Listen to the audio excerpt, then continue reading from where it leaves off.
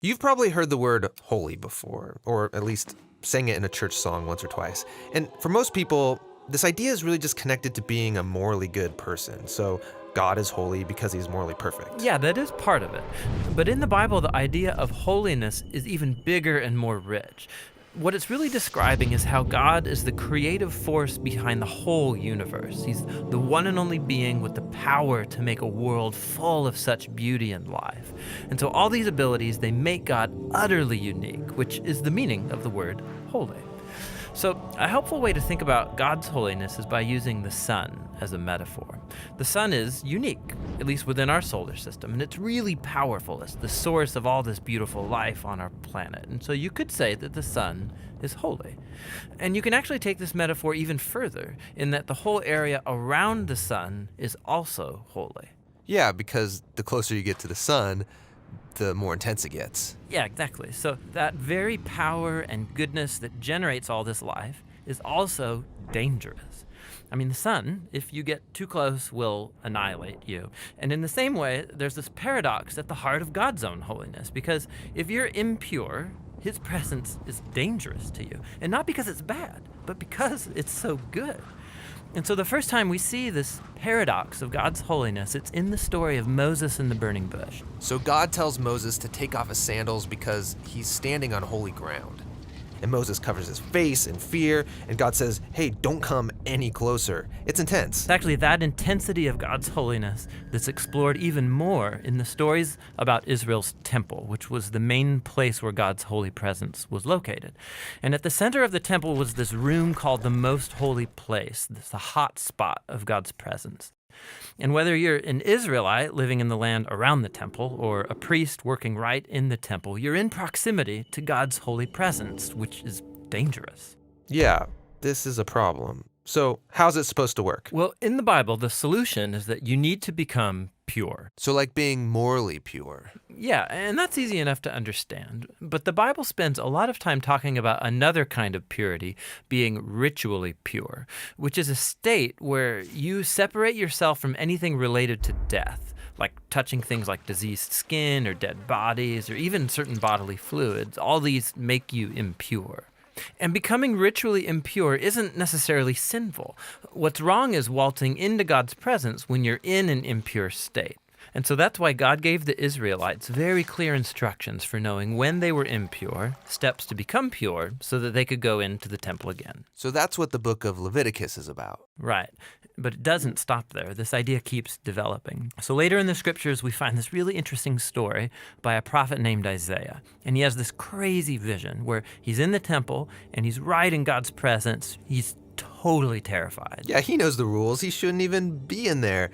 And he's worried about being destroyed. And then this crazy creature called a seraphim. Yeah, that is a crazy creature. Totally. So it flies over with a hot coal, and then it sears Isaiah's lips with the coal and says something really weird.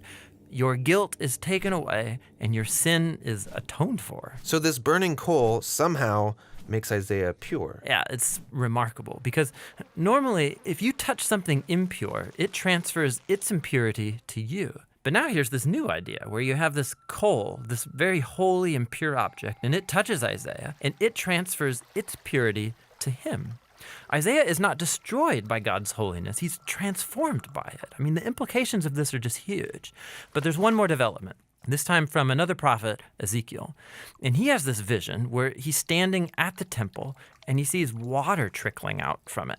And then that water turns into a stream, and then it grows into a deep river that starts flowing through the desert, leaving this trail of green trees behind it. And then it flows into the Dead Sea, making everything fresh and alive. So instead of becoming pure first and then going into the temple, here God's holiness comes out from the temple, making things pure and bringing them to life. What does it all mean? So we don't know until we meet this man, Jesus. And he claims that he's fulfilling all of these ancient visions, but in surprising new ways. So Jesus, he went around touching people who are impure, people with skin diseases, a woman with chronic bleeding, or dead people. And when he touches them, their impurity should transfer over to Jesus, but instead, Jesus' purity transfers to them and actually heals their bodies. Jesus is like that holy coal in Isaiah's vision. Right.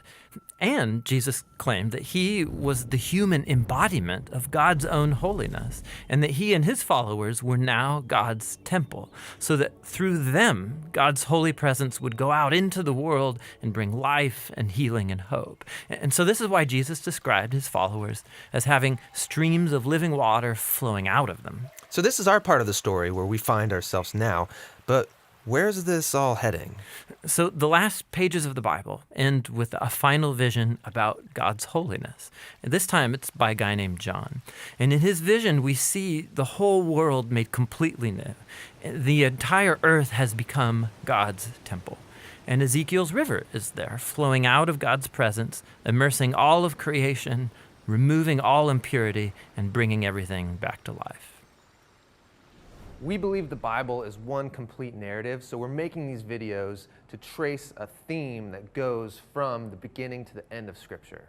We're also making videos for every book of the Bible to help you understand its literary design and main themes. We're a nonprofit and we need your help to make more videos. We're always making our next video, and you can help us make that happen by going to jointhebibleproject.com.